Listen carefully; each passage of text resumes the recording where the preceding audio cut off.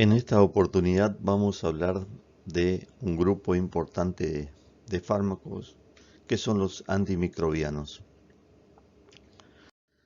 Los antimicrobianos comprenden a un grupo de fármacos donde se encuentran, por ejemplo, los antibióticos, los antimicóticos, los antivirales y los antiparasitarios. Son sustancias producidas en algunos casos por organismos vivos, por ejemplo, de origen micótico o de origen bacteriano, o son sustancias producidas en un laboratorio. Son agentes considerados quimioterápicos, que tienen la capacidad de destruir a los microorganismos, como es el caso de las penicilinas, o de inhibir su crecimiento, como en el caso de las sulfas. Por lo tanto, estos pueden ser de origen natural, semisintéticos o sintéticos. Otro concepto que debemos tener en cuenta de este grupo de fármacos es que algunos son considerados como agentes bacteriostáticos, otros bactericidas y otros bacteriolíticos. ¿Qué diferencia hay entre ellos? Los bacteriostáticos son los que inhiben el crecimiento y la replicación bacteriana. Por lo tanto, algo que es fundamental en este caso es la presencia de la inmunidad del ser humano. Paciente o la persona que carece de inmunidad, darle un agente bacteriostático prácticamente sería contraproducente porque necesita de la inmunidad de esa persona. En cambio, los agentes bactericidas van a provocar directamente la muerte del microorganismo, sin necesidad de lisarlos. Pacientes neutropénicos, por ejemplo, necesitan de estos agentes. Pacientes que tienen baja inmunidad pueden ser utilizados tranquilamente estos agentes. A veces se utiliza inclusive la combinación de agentes bactericidas con agentes bacteriostáticos. Otro grupo de fármacos son los agentes bacteriolíticos, que son los que provocan la muerte por lisis celular. Dentro de este grupo de agentes vamos a tener los antibacterianos, que es prácticamente el grupo que vamos a hacer hincapié por el hecho de que ustedes van a prescribir mucho estos agentes. Pero también recuerden, dentro de la gran clasificación de agentes antibacterianos, no van a utilizar todos. Vamos a hacer hincapié en algunos que son los más utilizados y que en su práctica los van a prescribir mucho, como por ejemplo los beta-lactámicos. Dentro de los beta-lactámicos tenemos las penicilinas y las cefalosporinas. Tenemos otros grupos, pero prácticamente eso no lo van a prescribir e inclusive se utiliza como fármacos o antibacterianos de reserva, donde están los monobactas y carbapenem. Otro grupo de fármacos tenemos los aminoglucósidos, donde está como prototipo la gentamicina, azúcares complejos, la clindamicina, que por ahí puede llegar a prescribir, ya van a ver cuándo, ustedes cuándo pueden llegar a utilizarlo. Los polipeptídicos, como en el caso de las polimixinas, las rifamicinas, la rifampicina, que es un fármaco utilizado en situaciones donde existen infecciones por micobacterias, como por ejemplo tuberculosis o lepra.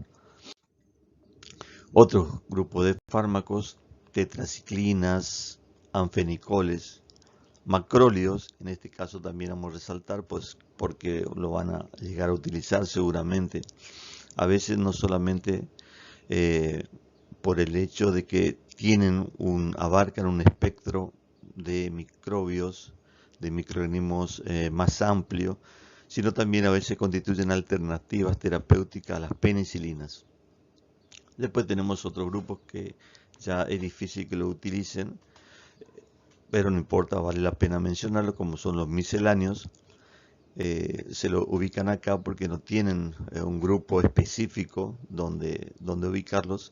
Y los quimioterápicos antibacterianos, donde están las sulfas, sulfonamidas, y el grupo las quinolonas, que también pueden llegar a utilizar en algunas situaciones donde existe resistencia bacteriana importante.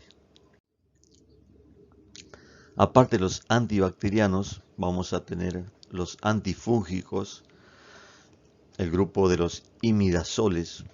Tenemos, por ejemplo, el ketoconazol, fluconazol, itraconazol. Y los antivirales, que también en algunos casos no HIV, que pueden llegar a utilizarlo en algunas situaciones concretas, que vamos a ver cuáles serían estas situaciones concretas. Otra forma de clasificarlos a los antimicrobianos también es de acuerdo a los sitios de acción. Aquellos que van a inhibir la síntesis de la pared, como por ejemplo los beta-lactámicos,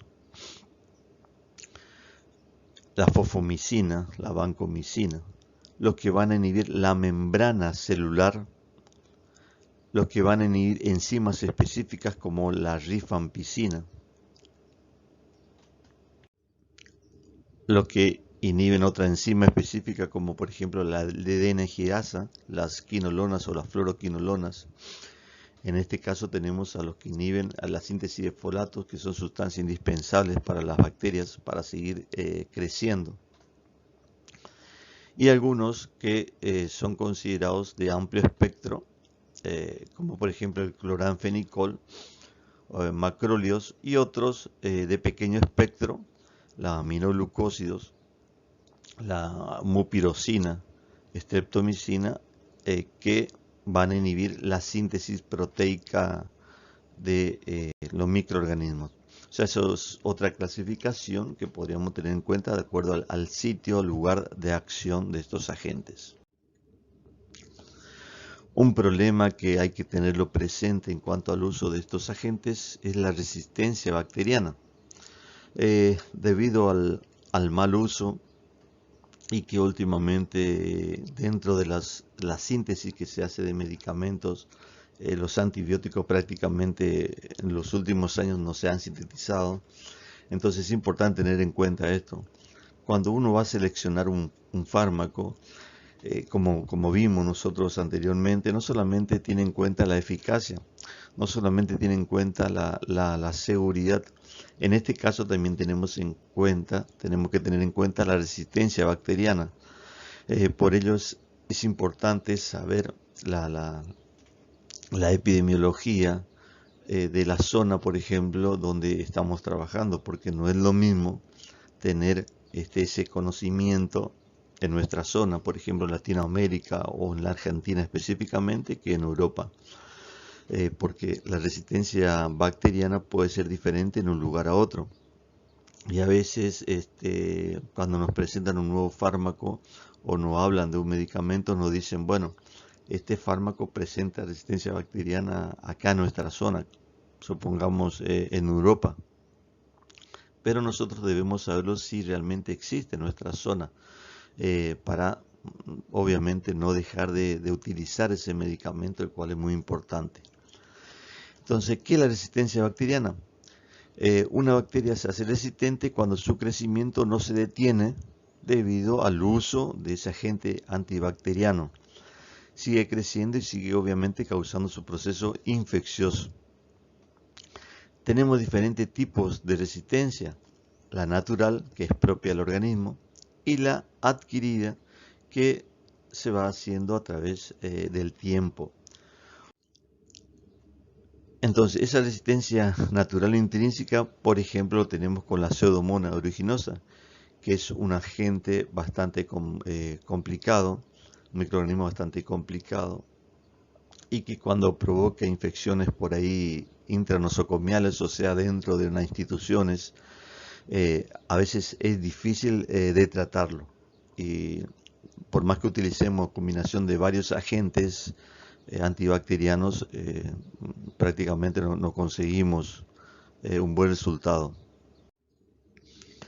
Pueden ser también por alteraciones genéticas.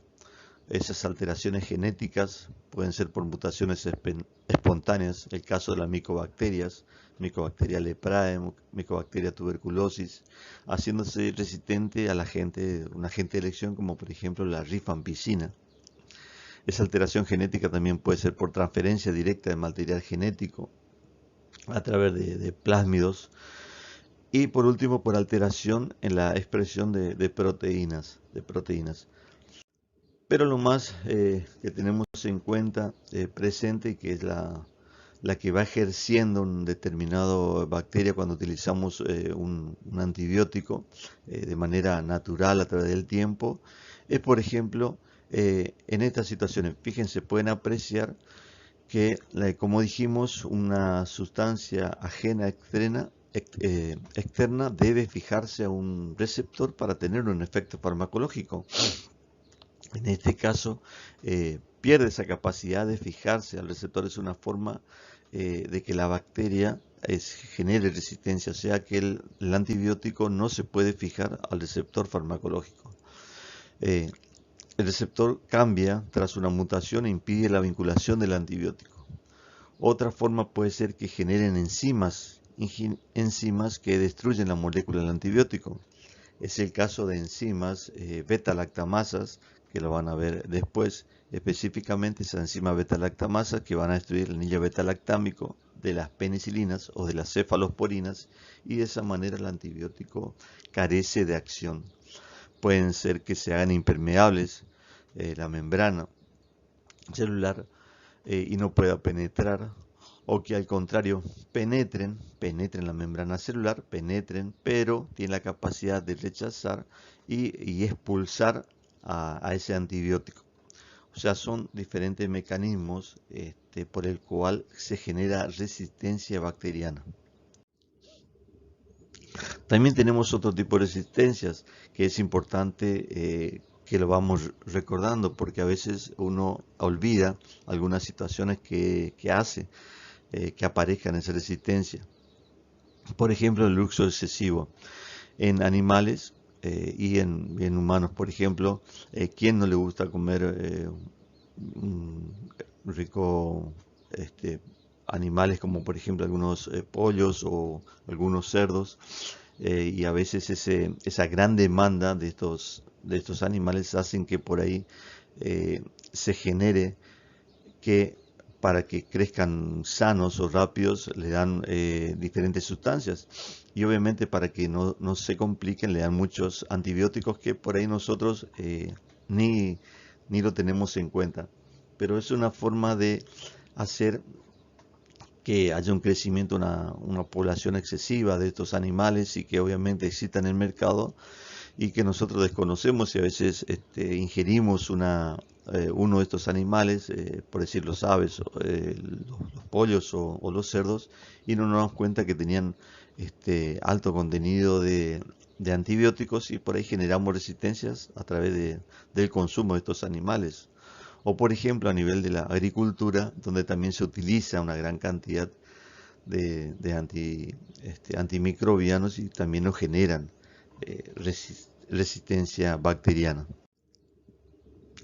Otras causas que hay que también mencionar, por ejemplo, la sobrepoblación en instituciones, en hospitales, en la comunidad, que ese hacinamiento genera que esa resistencia se vaya pasando de una persona a otra, bacteriana, cuando existe un germen, sobre todo, que es bastante, como yo les mencioné, la Pseudomonas aeruginosa, el Staphylococcus aureus también, que se vaya pasando a esa comunidad y que genere una gran resistencia.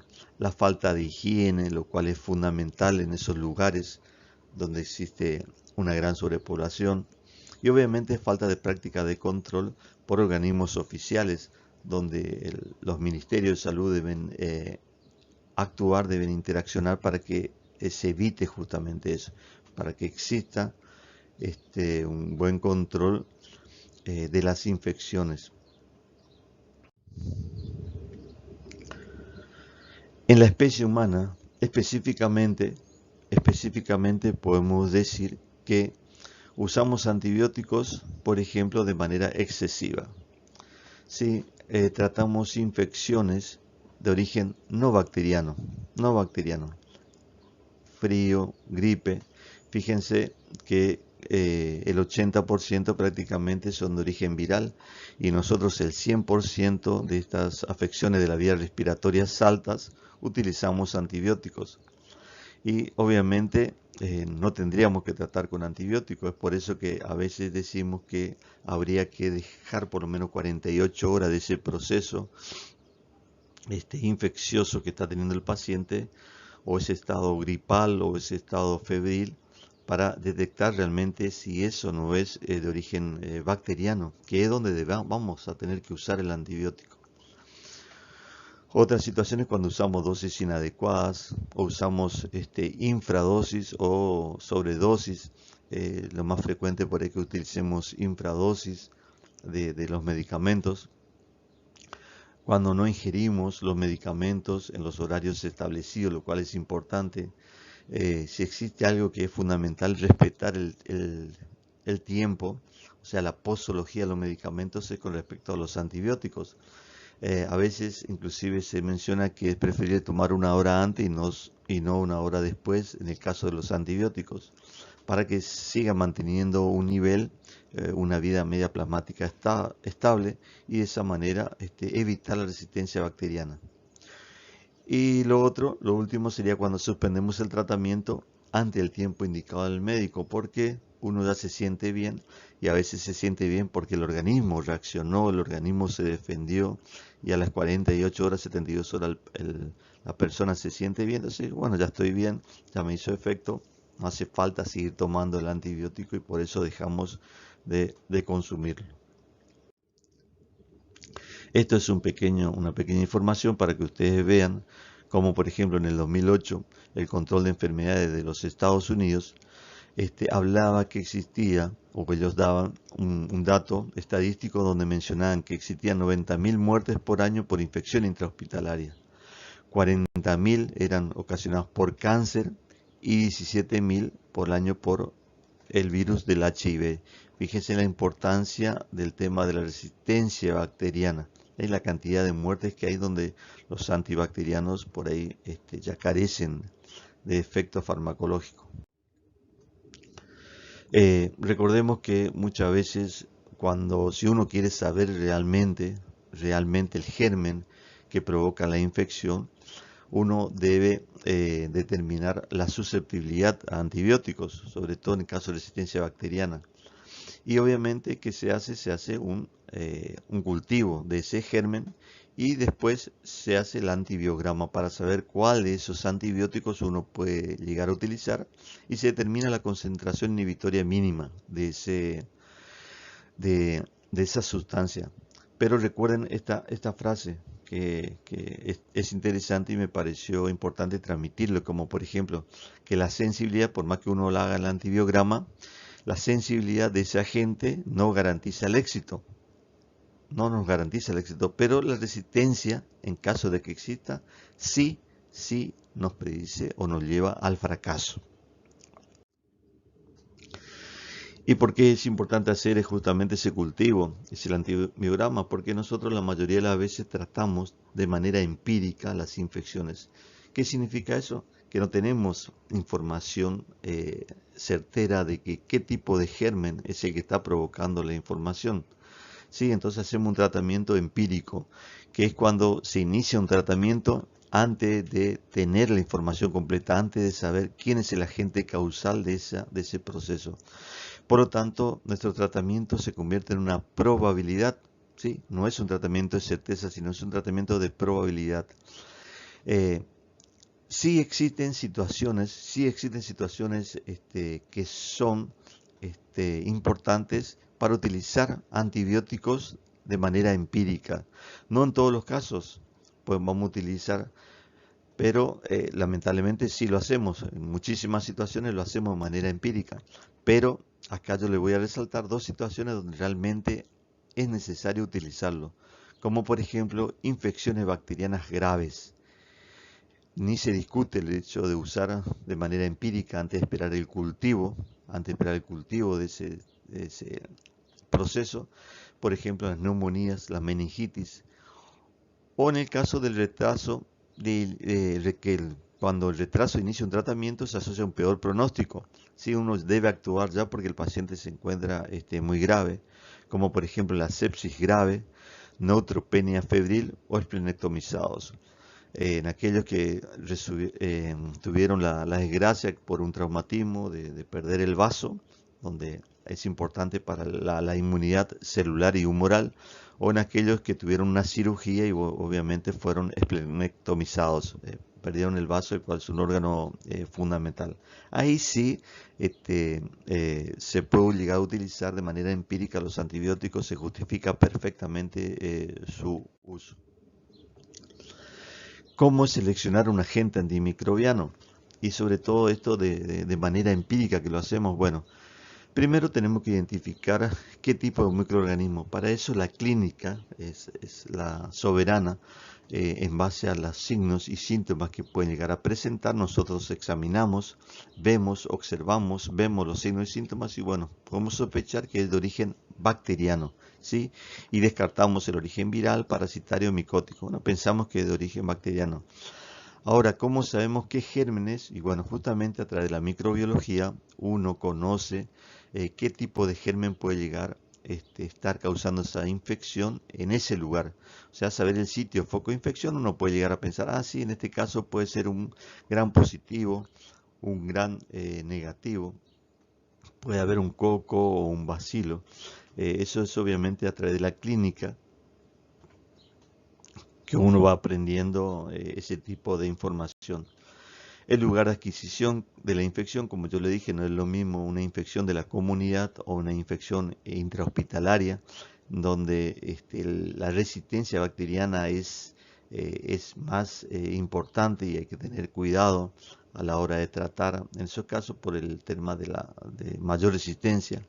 La epidemiología local también, como le mencioné en un principio, porque no es lo mismo tener conocimientos, publicaciones, de lugares de otros países del mundo donde no conocemos nuestra epidemiología local, no sabemos el tipo de resistencia que hay en nuestra zona. Conocer la eficacia, obviamente, y la seguridad del agente seleccionado y factores que son propios, que ya depende del paciente, las comorbilidades, en el cual en algunas situaciones ese fármaco de elección, ese fármaco tiene muy buena eficacia, no lo podemos utilizar debido a que el paciente presenta una determinada situación en la cual uno, o sea, se convierte en una contraindicación importante. Por cuánto tiempo tratar también es algo importante. Y obviamente va a depender de la infección de que se trata. Inclusive para una misma patología puede haber diferentes esquemas de tratamiento, con distintas duraciones dependiendo del antibiótico que se utilice. Ejemplo de la cistitis, de la infección urinaria baja. Recordemos que los tratamientos cortos, a cortos plazos, pueden ocasionar recaídas. Los tratamientos a largos plazos pueden aumentar el riesgo de eventos adversos. Y que obviamente este uso inadecuado va a generar el aumento de resistencia bacteriana. Por lo tanto, hay que aprender a utilizar en tiempo y en forma los antibióticos. Anteriormente, la duración del tratamiento antibiótico se estableció tiempos fijos o duraciones fijas o estándares. Y a veces relacionada, como le dije, por el síndrome o por el estado infeccioso a tratar. Se hacía o se hace en forma de múltiple de 7 en semanas, por ejemplo, o de 5 teniendo en cuenta los dedos de la mano. Entonces, de esa manera uno por ahí no se olvidaba cuánto tiempo tratar, pero obviamente existen diferentes esquemas de 10 días, de 14 días, de 21 días de tratamiento. Y por eso justamente los estudios, hay muchos estudios que se están haciendo de antibióticos que se decía, bueno, que el tratamiento era de 7 días y en algunos casos por ahí se están bajando los días de tratamiento debido a que se están haciéndose estudios respecto a la duración de tratamiento. Pero en principio se tomaba en cuenta esto. Entonces, faltan evidencias de calidad para definir la duración del tratamiento del antibiótico, para determinar realmente en algunos casos la verdadera duración. Es por eso que los esquemas por ahí pueden variar. En algunos casos pueden decir que tratan una patología por 5 días, en otro caso por 7 días, por 14 días. pero en líneas generales, mínimo que se utiliza en la mayoría de los antibióticos es por duración de una semana, ¿sí? Durante 7 días uno generalmente aconseja el uso de antibióticos. Algo que apareció en 1989 que me parece interesante utilizar, una publicación en la revista médica, que eran falacias respecto a lo que se decía de los antibióticos relacionado al tratamiento empírico.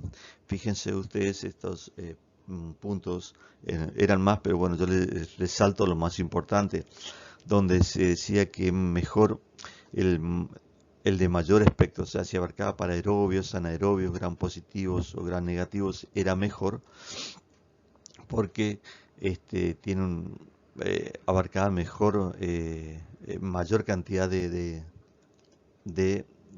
bacterias, lo cual es una falacia.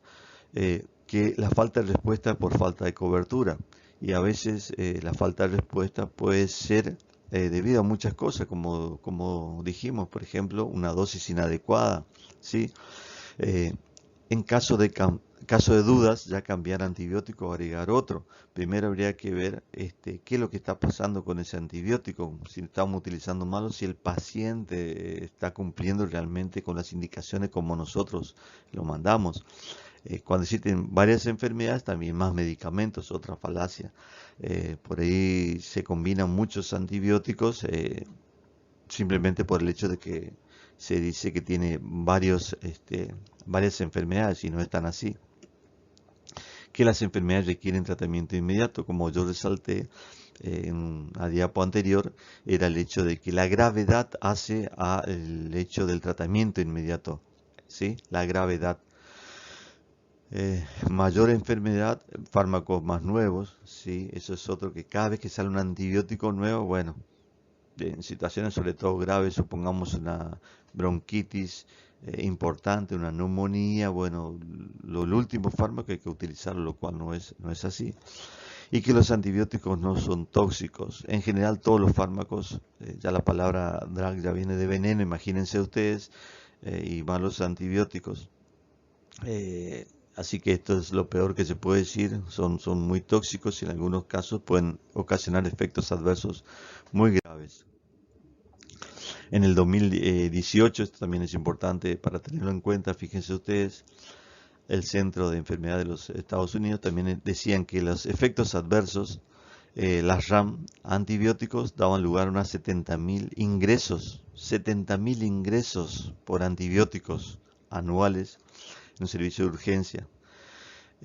Esas RAM constituyeron casi 2/3 partes en menores de 2 años. Fíjense, en menores de 2 años, donde a veces los estudios que se hacen no se hacen en menores de 2 años, sino se hacen en mayores, pero a veces nosotros traspolamos esa información y lo utilizamos en esos pacientes. Y que obviamente las RAM atribuibles eran a amoxicilina. En esos casos, en los niños menores de 9 años, donde vemos que la amoxicilina, que es uno de los fármacos que se preconiza, que se utiliza mucho en el grupo las penicilinas, también es importante tenerlo presente porque a veces no ocasionan efectos adversos frecuentes que sean graves, pero que realmente cuando lo ocasiona hay que tenerlo presente porque las penicilinas pueden llegar a causar un shock anafiláctico, un estado de hipersensibilidad grave que puede llegar a matar al paciente. No es frecuente, pero bueno, hay que tenerlo presente, más cuando utilizamos de manera indiscriminada y sin una causa justificable. Bueno chicos, eso es todo. Y la próxima clase ya comenzaremos específicamente con otro grupo de fármacos que son los beta-lactámicos. Que tengan un buen día. Nos vemos la próxima. Hasta luego.